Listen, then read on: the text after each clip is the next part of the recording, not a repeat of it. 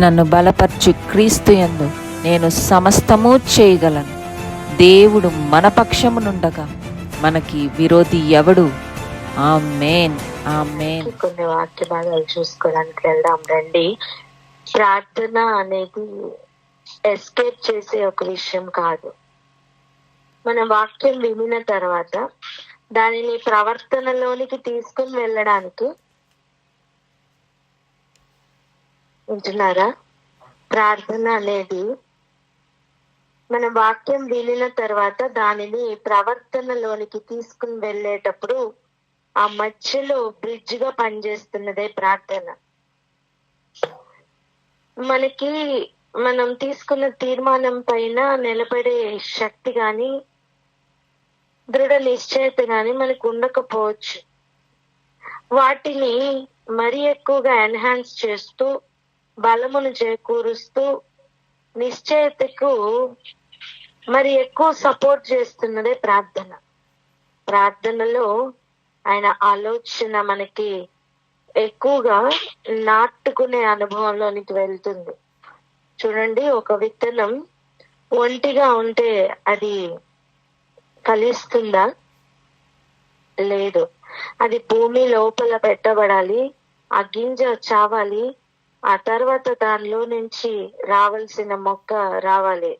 అలా ఈ ప్రాసెస్ అంతటినీ కూడా సపోర్ట్ చేస్తూ ఆ గింజ అలాగనే ఫలించినట్లుగా ఉండడానికి ఒక హెల్ప్ కావాలి. ఆ సపోర్ట్ ఈ ప్రార్థన ఇస్తుంది. అందుకే వింటున్న వాక్యం మనలో నిష్ప్రయోజనం అవ్వకూడదు కనుక దాని పట్ల మరి ఎక్కువ విశేష ఆసక్తి కలుగు చేస్తున్నదే ఈ ప్రార్థన. ఈ రెండు హ్యాండ్ ఇన్ హ్యాండ్ వెళ్తాయి. ఒకటి, విశేష ఆసక్తి కలిగిన వాడు ప్రార్థిస్తాడు. రెండు, ప్రార్థిస్తున్న వానికి విశేషమైన ఆసక్తి కలుగుతుంది. పలుకుదాం ఈ మాట. ప్రార్థిస్తున్న వానికి విశేష ఆసక్తి ఉంటుంది. ప్రార్థిస్తున్న వారికి విశేష ఆసక్తి ఉంటుంది. విశేష ఆసక్తి కలిగిన వాడు ప్రార్థిస్తాడు. విశేష ఆసక్తి కలిగిన వారు ప్రార్థిస్తారు. హల్లెలూయా. సో ఈరోజు గమనించుకో, ప్రార్థన సమయానికి నిర్లక్ష్యంగా అనిపిస్తుందేమో. అంటే అపవాది ఆల్రెడీ నిన్ను మోసగించాడు అని జ్ఞాపకం చేసుకోవాలి. ప్రార్థన చేయడానికి మరి ఎక్కువ ముందుకు రావాలి. ఈ లోకపు విషయాలు మనకి కావాలని దేవునికి తెలుసు. ఒక ఉద్యోగంలో జాయిన్ అయ్యామనుకోండి, మన సొంత విషయాలు మన ఇంటిలో ముగించుకుంటామా, లేదా ఆఫీస్కి వెళ్ళి మన సొంత కార్యాలు చేసుకోవడానికి సమయాన్ని ఇస్తామా? చెప్పండి. అక్కడికి వెళ్ళి ఏం చేయాలి? అక్కడ ఏ పని చెప్తే అది చేయాలి, అవునా? కానీ మన సొంత ఇంటి కార్యాలు మనం ఇంటిలోనే ఫినిష్ చేసుకొని అక్కడ ఏం పని చెప్తారా అని మనం ఎలా అయితే వెళ్తామో, అలాగనే ప్రభు దగ్గర కూడా మనం ఉండాలి. ఆయన పనిలో మనం ఉన్నాం. మన సొంత కార్యాలు కంప్లీట్ చేసుకోవడానికి దేవుడు సామర్థ్యతనిస్తారు. కానీ ప్రభా, నేనేం చేయాలి, మీరు చెప్పినది నేను చేయడానికి సిద్ధం అన్న సిద్ధపాటు మనం కలిగి ఉండాలి. ఆయన చెప్తున్నది వినడానికి మనకు చెవులు ఓపెన్ అవ్వాలి.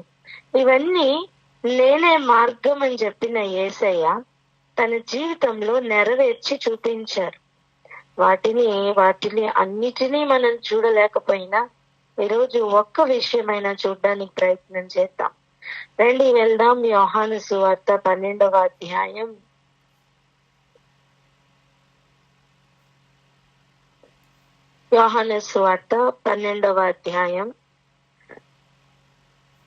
19వ వచనం నుండి చదువుకుందాం. 19 నుండి 25 వరకు మొట్టమొదటిగా చదువుకుందాం. యోహాను సువార్త 12వ అధ్యాయము 19వ వచనం నుంచి 25వ వచనం వరకు చదువుకున్నాము. కావున పరిసయ్యులు ఒకరితో ఒకరు, మన ప్రయత్నం ఎట్లు నిష్ప్రయోజనమైపోయినో చూడుడి, ఇదిగో లోకము ఆయన వెంట పోయినదని చెప్పుకొనిది. ఆ పండుగలో ఆరాధింపవచ్చిన వారిలో కొందరు గ్రీసు దేశస్థులుండిరి. వారు గలిలయలోని బేత్సయిదా వాడైన ఫిలిప్పు నొద్దకు వచ్చి, అయ్యా, మేము యేసుని చూడగోరుచున్నామని అతనితో చెప్పగా, ఫిలిప్పు వచ్చి ఆంద్రేయతో చెప్పెను. ఆంద్రేయు ఫిలిప్పును వచ్చి యేసుతో చెప్పిరి. అందుకు యేసు వారితో ఇట్లనెను, మనుష్య కుమారుడు మహిమ పొందవలసిన గడియ వచ్చి ఉన్నది. గోధుమ గింజ భూమిలో పడి చావకుండిన ఎడల అది ఒంటిగానే ఉండును, అది చచ్చిన ఎడల విస్తారముగా ఫలించును. తన ప్రాణమును ప్రేమించువాడు దానిని పోగొట్టుకును. ఈ లోకంలో తన ప్రాణమును ద్వేషించువాడు నిత్య జీవము కొరకు దానిని కాపాడుకొనునని మీతో నిశ్చయముగా చెప్పుచున్నాను. ఇక్కడ చూడండి, పరిసయ్యులు ఒకరితో ఒకరు మాట్లాడుకుంటున్నారు. ఏమనంటే, మన ప్రయత్నాలన్నీ నిష్ప్రయోజనమైపోయాయి. ఎలా నిష్ప్రయోజనమైపోయాయో చూడండి. ఇంతకీ వీరి ప్రయత్నం ఏంటండి? వీరి ప్రయత్నం ఏంటి? యేసుని ఆటంకపరచాలా? యేసుని చంపివేయాలా? వీరి ప్రయత్నాలు ఏవి కూడా సరి అయిన ప్రయత్నాలు కాదు, అంటే పనికొచ్చే ప్రయత్నాలు కాదు. వీరి ప్రయత్నాలన్నీ కూడా యేసుకు వ్యతిరేకంగా వెళ్తున్న ప్రయత్నాలు. దేవునిలోనే ఉన్నామనుకుంటూ దేవునికే ఆటంకంగా నిలబడుతున్న ప్రయత్నాలు. లేఖనాలు నెరవేర్చబడాలి గనుక ఇలాగనే సమస్తము జరిగాయి. కానీ మనం ఏం నేర్చుకోవాలి అంటే, ఈరోజు మన ప్రయత్నాలు ఎలా ఉంటున్నాయి, మన ఆలోచనలు ఎలా ఉంటున్నాయి, ప్రభు యొక్క తిన్నని మార్గాలు మనకు అర్థమవుతున్నాయా, గ్రహింపులోనికి వస్తున్నాయా? మనం వెలుగు సంబంధులుగా ఉండి వెలుగును ముందుకు తీసుకుని వెళ్తున్న వారిగా ఉన్నామా, లేదా ఇలా పరిసయ్యులుగా చీకటి సంబంధులుగా ఉండి వెలుగును ఆర్పివేయాలి అనే ప్రయత్నముల్లో ఉంటున్నామా? ఒకసారి పరిశీలించుకుందాం. ఎందుకంటే ఈ డేంజర్ జోన్ బయట వాళ్ళకి లేదు, లోపల ఉన్న వారికే ఉంది. అంటాను, ఆవరణం లోపలికి వచ్చిన వారికే ఈ డేంజర్ జోన్ ఉంది. పరిశుద్ధ స్థలంలో, అతి పరిశుద్ధ స్థలంలో పని చేస్తున్న వారికే ఈ డేంజర్ జోన్ ఉంది. ఎందుకంటే చూడండి 9-10 వచనాలలో, కాబట్టి యూదులలో సామాన్య జనులు ఆయన అక్కడ ఉన్నాడని తెలుసుకొని యేసుని చూచుటకు మాత్రమే కాక మృతులలో నుండి ఆయన లేపిన లాజర్ని కూడా చూడవచ్చిరి. ఇదేమైనా తప్పైన విషయమా? జరగని విషయమా? కాదు. ఒకడు సమాధిలో చనిపోయి ఉంటే వానిని లేపిన యేసు. ఖచ్చితంగా ఆ విషయం ప్రజల్లో ప్రబలుతుంది. అది ఆపడానికి, దాన్ని చూసి ఎవరెవరు కదిలిపోతున్నారో ఒకసారి చూడండి. లేపిన లాజర్ని కూడా చూడడానికి యూదుల్లో సామాన్య జనులు అనేకులు వచ్చారట. అతనిని బట్టి యూదులలో అనేకులు తమ వారిని విడిచి యేసునందు విశ్వాసం ఉంచిరి కనుక ప్రధాన యాజకులు లాజర్ను కూడా చంపనాలోచన చేసిరి. వీళ్ళ ప్రాబ్లం ఏంటండి? ప్రధాన యాజకుల యొక్క ప్రాబ్లం ఏంటి గమనించారా? ప్రధాన యాజకుల ప్రాబ్లం ఏంటంటే, యేసు యొక్క నామం ప్రబలుతుంది, యేసును అనేకులు వెంబడిస్తున్నారు, కానీ వీళ్ళని విడిచి ఆయనను వెంబడిస్తున్నారట. అది వాళ్ళ ప్రాబ్లం. ఈ ప్రాబ్లం సమరయ స్త్రీకి లేదు. ఈ ప్రాబ్లం సామాన్య జనులకు లేదు. ఈ ప్రాబ్లం బాప్తిస్మ ఇచ్చిన యోహానికి లేదు. బాప్తిస్మ ఇచ్చిన యోహాను యాటిట్యూడ్ చూడండి, తన ఆలోచన విధానం, తన పని విధానం ఎలా ఉంది? నాకంటే శక్తిమంతులు నా వెనక వస్తున్నారు అనే క్లారిటీ ఉంది. ఇంకా ప్రజలకు కూడా అదే పరిచయం చేశాడు. తన శిష్యుల కంటే యేసు శిష్యులు ఎక్కువతున్నారని ఎంతమంది వెళ్ళి చెప్పినా తను అలా నిలబడగలిగాడు. అంతేకాదు, ఆయన హెచ్చవలసినది, నేను తగ్గవలసినది అనే క్లారిటీ ఆ బిడ్డకుంది. తన భూమి మీదకి ఎందుకు వచ్చాడో తనకు తెలుసు. అలా కాకుండా మనల్ని వదిలి ఆయనను వెంబడిస్తున్నారు, ఎక్కువ మంది ఆయనకి శిష్యులు అవుతున్నారు అనే ఏరియాలో ఎవరైనా కదిలిపోతున్నారంటే వారికి ఈ ప్రధాన యాజకులకి పెద్ద తేడా ఏమీ లేదు. ప్రధాన యాజకులు ఆఖరికి ఎంత ఆలోచన విధానంలో దిగజారి పడిపోతున్నారో చూడండి. లాజర్ని కూడా చంపనాలోచన చేశారట. అంటే లాజర్ని కూడా చంపేద్దాం అనుకుంటున్నారు. చచ్చిన వాడిని ఎన్నిసార్లు చంపుతారు? చావును గెలిచి వచ్చిన వాడు మరి పునరుద్ధానం మీద నమ్మకం ఉంచి కూడా తను లేపిన వాని మీద నమ్మకం ఉంచడా? చెప్పండి. ఇలా అనవసరమైన ఆలోచనలతో ప్రధాన యాజకులు, పరిసయ్యులు కష్టపడుతూ ఉన్నారు. అవును, కష్టమే పడుతున్నారు. యేసుకు వ్యతిరేకంగా వెళ్ళడం కష్టపడడమే కదా. ఏదేమైనప్పటికీ కూడా మన సబ్జెక్ట్ అది కాదు కనుక మనం ముందుకు వెళ్ళిపోదాం. ఇలా ఏదో రకంగా చంపాలి అని చెప్పి ప్రయత్నాలు జరుగుతున్న సమయం, మరి ప్రయత్నాలన్నీ నిష్ప్రయోజనం అయిపోయాయి. ఎందుకు? ప్రజలు ఆయనను నమ్ముతున్నారు, విశ్వసిస్తున్నారు. జరిగిన సూచక్రియలు బట్టి ప్రజలు విశ్వసిస్తున్నారు. ఇదంతా ఇలా ఉండగా చాలా మందికి డౌట్ రావచ్చు అక్కడ ఉన్న జన సమూహంలో, ఏది సత్యం, ఏది నిజం, ఇటు వెళ్ళాలా అటు వెళ్ళాలా అని ఆలోచన ఉండవచ్చు. అలా ఉన్న సమయం, మిక్స్డ్ గా ఆలోచనలు చుట్టుపక్కలంతా వ్యాపిస్తున్న సమయం, అనేకులు వచ్చి లేపబడిన లాజర్ను చూడ్డానికి వస్తున్న సమయం, ఈ వార్త చుట్టుపక్కలంతా కూడా వ్యాపించేసింది. ఎందుకంటే ఒకడు మృతుడైన తర్వాత లేచాడు అంటే అది వ్యాపించకుండా ఎలా ఉంటుంది? అలా ఉన్న సమయం, ఆ పండుగలో ఆరాధించడానికి వచ్చిన వారిలో కొందరు గ్రీసు దేశం నుండి వచ్చిన వారు ఉన్నారట. చూడండి 20వ వచనం. వారు గలిలయలోని బెత్సైదా వాడైన ఫిలిప్పు నద్దకు వచ్చి అడుగుతున్నారు. ఏమనంటే, అయ్యా, మేము యేసును చూడాలనుకుంటున్నామయ్యా అని అడిగితే, అప్పుడు ఫిలిప్ వచ్చి అంద్రేయతో చెప్తే అంద్రేయ ఫిలిప్పును వచ్చి యేసయ్యతో చెప్పారట. ఎంత వ్యత్యాసం ఉంది చూసారా?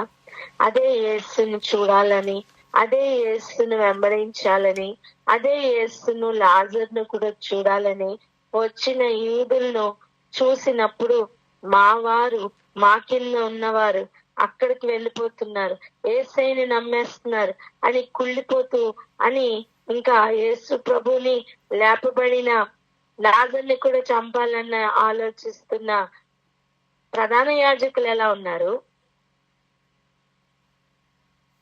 గ్రీసు దేశం నుండి కొందరు వచ్చారు కదా, వాళ్ళు యేసుని చూడాలనుకుంటున్నామని అడిగినప్పుడు శిష్యులు ఎలా రియాక్ట్ అవుతున్నారో చూడండి.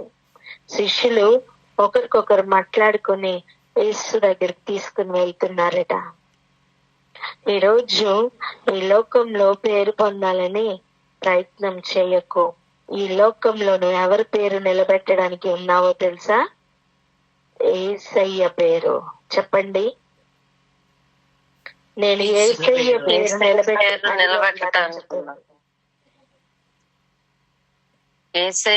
నిలబెట్టే పనిలో.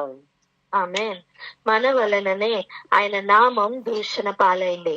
మన వలననే ఆయన నామం ఎంతో దూషణ పాలయ్యింది.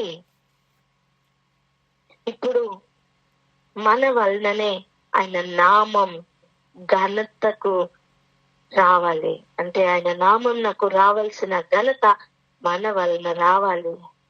ఆయనకు వచ్చిన దూషణ పోవాలి. యాక్చువల్ గా అదే కదా పరలోకపు ప్రార్థన. నీ నామం పరిశుద్ధ పరచబడును కాక. అంటే ఏంటండి?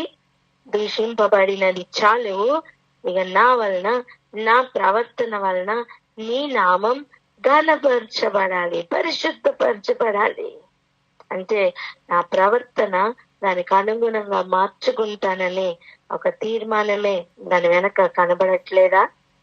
మన ప్రవర్తన యందు తీసుకోవాల్సిన జాగ్రత్త ఏమిటో కూడా చెప్పట్లేదా? ఇక్కడ ఆగి ఒకసారి ప్రార్థన చేద్దాం. నాకంటే నీ నామం హెచ్చింపబడాలి, నేను తగ్గవలసిందే, నీవు హెచ్చవలసినదే అనే క్లారిటీ ప్రతి మానవునికి ఉండాలి. ఆయన చేసిన కార్యం ఏమైనా సాధారణమైన కార్యమా అండి? కాదు. తండ్రి చిత్తంను నెరవేర్చడానికి పొల్లు కూడా పోకుండా సంపూర్తిగా సమర్పించుకొని నెరవేర్చిన ఘనత కుమారుడిగా ఆయనకి తప్ప ఇంకెవరికి లేదు. అటువంటి వ్యక్తి ఘనతకు కాకపోతే ఇక దేనికి వెళ్తారు? ఘనత వైపే కదా. ఎవరు ఆపగలరండి ఆయనకు వచ్చే ఘనతని? ఎవరు ఆపగలరండి? అన్ని నామముల కంటే పై నామముగా దేవుడు హెచ్చించిన వాణిని ఎవరు తగ్గించగలరు? ఎవరు చంపగలరు? అటువంటి యేసయ్య యొక్క శిష్యులుగాను స్నేహితులుగాను ఉండడానికి ఇస్తున్న ఆఫర్ ఎంత గొప్పది తెలుసా? ఆయన కొరకు ప్రాణములైన ఇచ్చే స్నేహితులుగా ఆయనకు కావాలి. నా నామం హెచ్చాలి అన్న ఆలోచన ఉన్నవారు ఆయనకి వ్యతిరేకంగా మారిపోతారు. ఆయన నామమే హెచ్చింపబడాలి, నేను అనేది ఏం లేదు, నాలో నివసిస్తున్నది ఆయనే అనే క్లారిటీకి ఈరోజు మనం అందరం వచ్చేయాలి. దాని కొరకే ప్రార్థన చేద్దాం. ఎవరైనా ప్రార్థన అందుకోండి.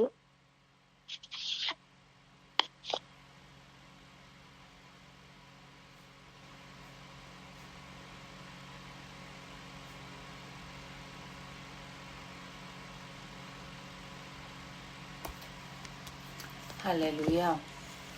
Thank you Jesus, thank you father. స్తోత్రం ప్రభువా. యేసయ్యా మీకే స్తోత్రం చెల్లించుకుంటున్నాం తండ్రి ప్రభువా. ఆనాడు పరిసయ్యులు నా తండ్రి ప్రభువా మిమ్మల్ని చంపాలని నా తండ్రి ప్రభువా యేసురాజా ఎంతో నా తండ్రి ప్రయత్నించి ఉన్నారు. లాజర్ని కూడా నా తండ్రి ప్రభువా చంపాలని వారు ఆలోచన చేసి ఉన్నారు. వారి ప్రాబ్లమే నా తండ్రి ప్రభువా ఏంటంటే నా తండ్రి ప్రజలు వారిని వెంబడించట్లేదని మిమ్మల్ని వెంబడిస్తున్నారనేదే వారి ప్రాబ్లంగా నా తండ్రి ప్రభువా యేసయ్యా మేము ఇక్కడ గ్రహించుచున్నామయ్యా. కాబట్టి మేము నా తండ్రి ప్రభువా యేసయ్యా మిమ్మల్ని వెంబడించు వారముగా నా తండ్రి మీ నామమును హెచ్చించు వారముగా మీ నామమును గణపరిచే వారంగా మేము ఉండాలి ప్రభువా. మేము ఎక్కడ కూడా డైవర్ట్ అయిపోయే వారంగా ఉండొద్దు ప్రభువా. మమ్మల్ని మేము తగ్గించుకుంటూ మిమ్మల్ని హెచ్చించే వారుగా మేము ఉండాలి ప్రభువా. తండ్రి ప్రభువా యేసయ్యా మేము నా తండ్రి ప్రభువా మీ కొరకు ప్రాణం పెట్టినంతగా మేము మార్చబడాలి ప్రభువా. నా తండ్రి నేను కాదు క్రీస్తే నాలో నివసిస్తున్నారు అన్నంతగా మేము మారిపోవాలి ప్రభువా. తండ్రి యేసరాజా వాక్యము ఏది చెప్పినప్పుడు అది నా తండ్రి ప్రభువా మేము ప్రార్థన నా తండ్రి యేసయ్య చేయు వారంగా ప్రార్థన తర్వాత మేము ప్రవర్తనలో పెట్టువారంగా, క్రియలలో పెట్టువారంగా ఉండటానికి సహాయం దయచేస్తున్న దైవమా, నీకే వందనాలు, స్తుతులు, స్తోత్రములు చెల్లించుకుంటున్నాం ప్రభా. ఏ విధంగా గింజ నా తండ్రి నాటబడినప్పుడు ఆ భూమిలో నా తండ్రి ప్రభా చచ్చి నా తండ్రి ప్రభా తర్వాత నా తండ్రి మొలకెత్తి చెట్టుగా మారుతుందో, మేము కూడా నా తండ్రి ప్రభా యేసురాజా నా తండ్రి ప్రభా మాలో ఉన్న అహం, మాలో ఉన్న ఈగో అన్నీ చచ్చిపోయి నా తండ్రి ప్రభా మేము మీలో ఎదుగువారంగా ఉండాలి. మేము కాదు కానీ నా తండ్రి ప్రభా మమ్మల్ని చూచువారు మిమ్మల్ని చూచునంతగా మేము మార్చబడాలి ప్రభా. అటువంటి నా తండ్రి ప్రభా ప్రార్థన జీవితం మేము కలిగి ఉండాలయ్యా. నా తండ్రి ప్రభా ప్రార్థిస్తున్న వారికి నా తండ్రి విశేష ఆసక్తి కలిగి ఉన్నట్టుగా, విశేష ఆసక్తి కలిగిన వారే ప్రార్థించువారుగా ఉండాలి అని నా తండ్రి మేము గ్రహించుచున్నాం. కాబట్టి మేము నా తండ్రి విశేషమైన ఆసక్తితో నా తండ్రి యేసయ్య దినదినము ప్రార్థించు వారంగా ఉండటానికి కృప చూపించమని ప్రార్థన చేయుచున్నాం తండ్రి. పరిశుద్ధాత్మదేవ నా తండ్రి మీరే మాతో ఉండండి ప్రభా. నా తండ్రి ప్రభా ఏ సమయంలో అయినా కూడా ఆసక్తితో ప్రార్థన చేయవారంగా మేము ఉండటానికి కృప చూపించండి. యేసయ్య నేనే మార్గం అని మీరు సెలవిచ్చి ఉన్నారు తండ్రి. మీ మార్గంలో నడుచు వారంగా, మీ మాటను వినువారంగా మేము ఉండాలి ప్రభువా. యేసురాజా ఎక్కడ కూడా నా తండ్రి ప్రభువా యేసురాజా మేము తప్పిపోకుండా నా తండ్రి మీ మాటలు వింటూ, మీ మాటలను గ్రహిస్తూ నా తండ్రి ప్రభువా నా తండ్రి మిమ్మల్ని హెచ్చిస్తూ మమ్మల్ని మేము తగ్గించుకుంటూ నా తండ్రి మీ నామమును ఘనపరిచే వారంగా ఉండటానికి మీరే నా తండ్రి యేసయ్య పరిశుద్ధాత్మ దేవ మీరే మమ్మల్ని నడిపిస్తున్నందుకు, బలపరుస్తున్నందుకు మీకే వేలాది కోట్లాది స్తుతులు, స్తోత్రములు చెల్లించుకుంటున్నాం ప్రభువా. మా చిన్ని ప్రార్థన యేసయ్య అతి పరిశుద్ధ నామంలో అడిగి బ్రతిమాలి వేడుకుంటున్నాం తండ్రి. Amen, amen. Thank you Jesus. Hallelujah. చూడండి, అలా యేసు వద్దకు వారు తీసుకుని వచ్చారట. అందుకు యేసు ప్రభు చెప్తున్న మాటలు ఈ రోజు మనం చూడబోతున్నాం. చూడండి 23వ వచనం. అందుకు యేసు వారితో ఇలా అంటున్నారు, ఏమని? మనుష్య కుమారుడు మహిమ పొందవలసిన గడియ వచ్చి ఉన్నది. మనం మహిమపరచబడడం అంటే ఏమనుకుంటాం చెప్పండి? ఏదో గొప్ప ఘనత రాబోతుందనో ఏదో అనుకుంటాం కదా. కానీ ఆయన చెప్తున్న ఈ మహిమపరచబడడం అంటే ఏంటి అంటే శిలువ మరణం గురించి మాట్లాడుతున్నారు. శిలువ మరణం మహిమపరచబడమా? ఇంకొక దినం నా ఆయుష్ పొడిగించయ్యా, ఇంకొక 2 సంవత్సరాలు నేను బతకాలయ్యా అని అడుగుతున్నా మన లెవెల్ ఎలా ఉంది? కొంతకాలం బ్రతికితే బాగుండు అని అడుక్కుంటున్నా మన జీవితాలు ఎలా ఉన్నాయి? ఆయన మహిమపరచబడవలసిన సమయం గడియ వచ్చిందని ఆయనకి ఎరిగి ఉండి దాని కొరకు ప్రిపేర్ అవుతున్న ఆయన లెవెల్ ఎలా ఉంది ఒకసారి ఆలోచించాం. అండ్ ఆయనకి చాలా క్లారిటీ ఉంది. దాన్ని నేను ఉపమాన రీతిగా ఇలా చెప్తున్నారు. ఏమనంటే, గోధుమ గింజ భూమిలో పడి చావకుండిన ఎడల అది ఒంటిగానే ఉండును, కానీ అది చచ్చిన ఎడల విస్తారముగా ఫలించును. ఎవరి గురించి చెప్తున్నారండి? ఆయన గురించి చెప్తున్నారు. గోధుమ గింజతో పోల్చుకొని చెప్తున్నారు, నేను చనిపోతే నాలో నుండి వచ్చు ఫలం ఇక ఆపలేని ఫలం. ఆ ఫలంలో అంటుగట్టుకుంటూ తీగలుగా పిలుస్తున్నారు ఉండడానికి, ఆయనలో నిలిచి ఉండడానికి. హల్లెలూయా. ఈ రోజు ఈ సత్యం గనక మన లోపలికి వెళ్ళగలిగితే, మన హృదయాల్లోనికి గ్రహింపులోనికి వెళ్ళగలిగితే మన యాటిట్యూడ్ లో మార్పులు వచ్చేస్తాయి. అపవాది కాడి కిందకి మనం ఉండం. మన ఆలోచనల విధానంలో నుండి మనం విడుదల పొందుతాము. వాని యొక్క ఏ ఆలోచనలు కూడా మనల్ని ప్రలోభ పెట్టలేవు. ఇంకా చెప్పాలంటే వాని ఆఫర్స్ కూడా మనకి చాలా లీస్ట్ బాదర్డ్ గా కనిపిస్తాయి. వాడు ఇస్తున్న ఆలోచనల్లో అది కష్టంగా అనిపించినా, అది నష్టముగా అనిపించినా, లేదా అది గొప్ప అంటే ఆశ పెడుతున్న ఆఫర్ లాగా అనిపించినా, ఏవైనా సరే ఎన్ని రీతులుగా వాడు వచ్చినా వాటన్నిటిని కూడా నువ్వు గుర్తు పట్టగలవు. అంతేకాదు విడిచి కూడా పెట్టగలవు. యేసు ప్రభుకి ఎంత క్లారిటీ ఉందండి. నేను ఒంటిగా ఉండడానికి రాలా, నేను చనిపోతే నేను విస్తారంగా ఫలించబోతున్నా అనే క్లారిటీ ఆయనకుంది. అండ్ దాని గురించి ఆయన చెప్తున్నమాట, ఎంత నష్టం జరిగిందనో, ఎంత కష్టం రాబోతుందనో చెప్పట్లా. నేను మహిమ పొందవలసిన గడియ వచ్చి అన్నది అంటున్నారు. దానిని మహిమతో పోలుస్తున్నారు. కారణం ఏంటి? ఒక్కటే, భూమి మీద ఒకడు పొందుతున్న శ్రమకు ప్రతిగా పరలోకంలో వాడు పొందబోతున్న ఘనత అధికమైనది. మనం చదువుకుంటున్న పిల్లలకి చెప్తాం, 2 సంవత్సరాలు కష్టపడు, జీవితం అంతా సంతోషం అని. ఆ మాటలు ఎంతవరకు సత్యమో తెలీదు గాని, ఎందుకంటే ఉద్యోగం వచ్చిన తర్వాత అనిపిస్తుంది చదువుకున్న కాలమే బాగుందని. అది అందుకే ఎంత సత్యమో తెలీదు కానీ, యేసు ప్రభు చెప్తున్న ఈ మాట మాత్రం 100కు 100 సత్యం. ఏది? భూమి మీద పడుతున్న కష్టం, శ్రమ పరలోకంలో అది ఘనతకు కారణమవబోతుంది. అందుకే ఆయన మహిమపరచబడబోతున్నానని చెప్తున్న ఆ మాట, దాని వెనక ఉన్న లేదా దాని ముందు రాబోతున్న కాలంలో ఉన్న ఆ గొప్ప ఘనత ఏ రేంజ్ లో ఉంటుందో ఆయనకి తెలుసు. ఈరోజు ఒక ప్రశ్న అడిగినా, అది నీకు తెలుసా?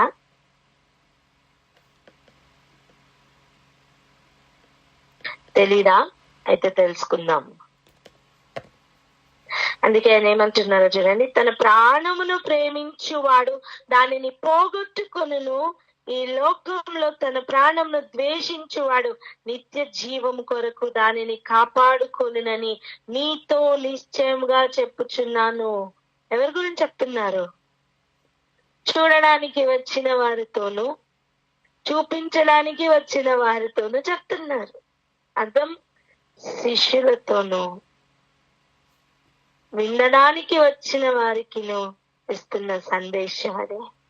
ఇంకా చూడండి, ఒకడు నన్ను సేవించిన ఎడల నన్ను వెంబడింపవలెను, అప్పుడు నేను ఎక్కడ ఉందునో అక్కడ నా సేవకుడును ఉండును. ఒకడు నన్ను సేవించిన ఎడల నా తండ్రి అతని ఘనపరచును. నేను సేవిస్తున్నాను ప్రభువా, నేను నీ బిడ్డని ప్రభువా అని ఆయన వలన లాభం మాత్రమే పొందుకుని వెళ్ళాలని, ఆయన వలన పేరు ప్రఖ్యాతలు మాత్రమే కావాలనుకుంటున్నవారు ఆయనను సేవించినట్టు ఎలా అవుతుంది? ఒకడు ఇల్లు కట్టున్నప్పుడు అతనితో ఉన్నవారందరూ ఇల్లు కట్టే పనిలో ఉండరా? చెప్పండి, ఉండరా? ఉండరు. ఇంటిలో యజమానుడు ఒక పనిలో ఉన్నప్పుడు ఇంటిలో పాది ఆ పనిలో ఉండరా?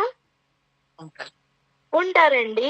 ఒక పెళ్లి పని ఇంటిలో జరుగుతుంది అనుకోండి, ఇల్లంతా సందడి ఎలా వస్తుంది? చుట్టాలందరికీ కూడా తెలియని ఆనందం ఎందుకు వస్తుంది? అది అందరూ షేర్ చేసుకుంటున్నారు కనుక, వారి ఇంటి వారు కనుక. అలాగనే ఆయన ఏ పనిలో వచ్చారో ఆ పనిలో ఎవరు ఆయనతో పాటు ఉండగలరు అంటే ఆయన ఇంటి వారు, ఆయనకు సంబంధించిన వారు, ఆయనను సేవించాలనుకునేవారు, ఆయనను వెంబడించాలనుకునేవారు, ఆయనతో పాటు పాలు పంపులు పొందుకోవాలి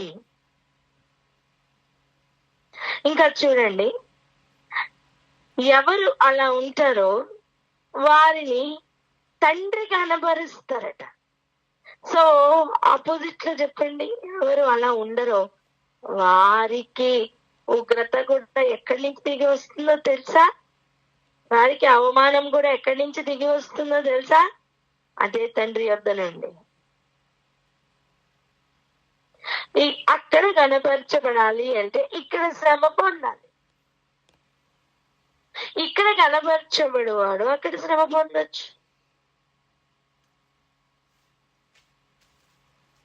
ఇంకా ఇలా చెప్తూనే ఇంకా చెప్తున్నారు, ఇప్పుడు నా ప్రాణము కలవరపడుచున్నది, నేనేమందును తండ్రి ఈ గడియ తటస్థింపకుండా నన్ను తప్పించుము. మళ్ళీ వెంటనే అయినను ఇందుకోసరమే నేను ఈ గడియకు వచ్చి తిని. అంటే ఆయన ఎందుకు వచ్చారు ఆయనకి తెలుసు, సమయం ఆయనకు అర్థమవుతుంది, కాలం ఆయనకు అర్థమవుతుంది. ఎప్పుడు అదే మనస్సులో ఉండేవారండి ఆయన.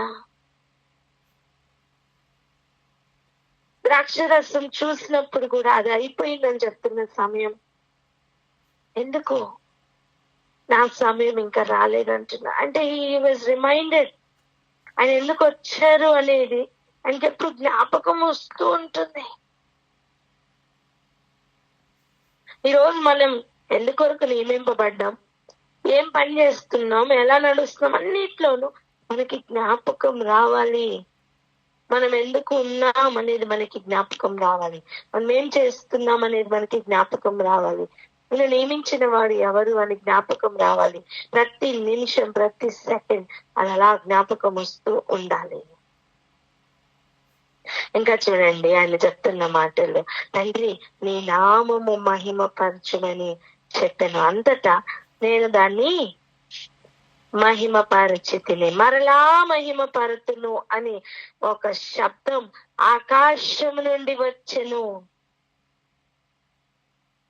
తండ్రి నీ నామం మహిమపరచమని నేను చేస్తున్న ప్రార్థన అక్కడ ఏమైనా అంటే స్పెషల్ గా వారిని విడిచిపెట్టి వెళ్ళి చేస్తున్న ప్రార్థనగా ఉందా?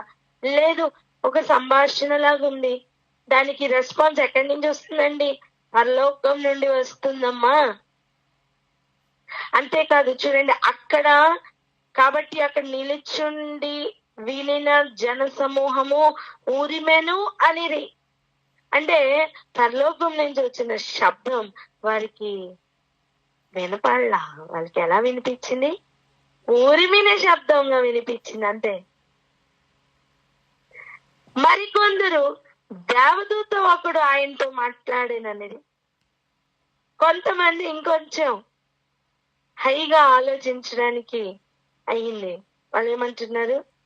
దేవదూత మాట్లాడారులే అంట. ఎవరితో? యేసుతో. ఇంకా అందుకు యేసు ఏమన్నారు తెలుసా?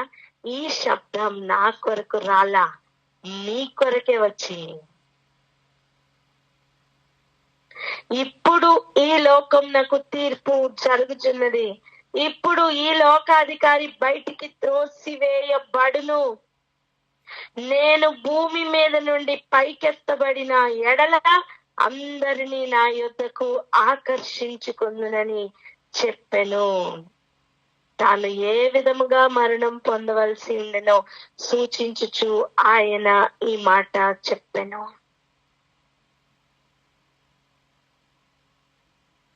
ఈరోజు విషయం ఏంటంటే, నీకు నాకు తెలియాలని అనేక సార్లు ఆయన శబ్దమును పంపిస్తున్నారు.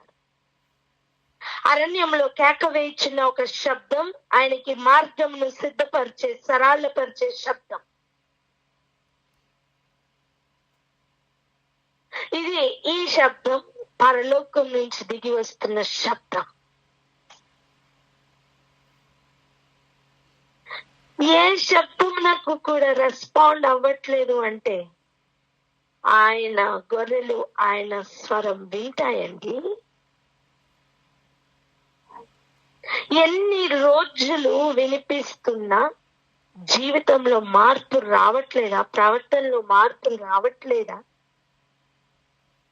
ఆలోచన విధానంలో ఇంపార్టెన్స్, ప్రయారిటీస్ మారట్లేదా? అంటే జస్ట్ ప్రతి శబ్దం ఉరిమినట్టుగా ఉంటుంది అంతే.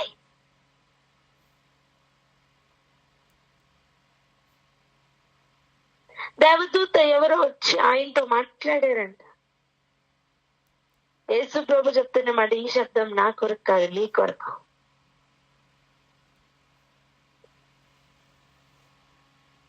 ఎన్నిసార్లు వినిపిస్తున్న వాక్యపు శబ్దమును త్రోసివేస్తావు?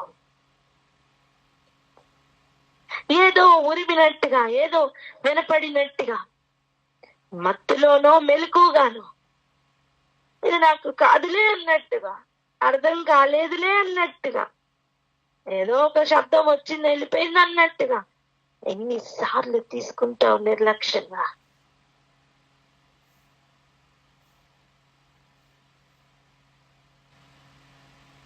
విరివిగా వినపడుతున్న వాక్యం వాక్యమైన యేసయ్య కొరకు కాదు, మన కొరకు.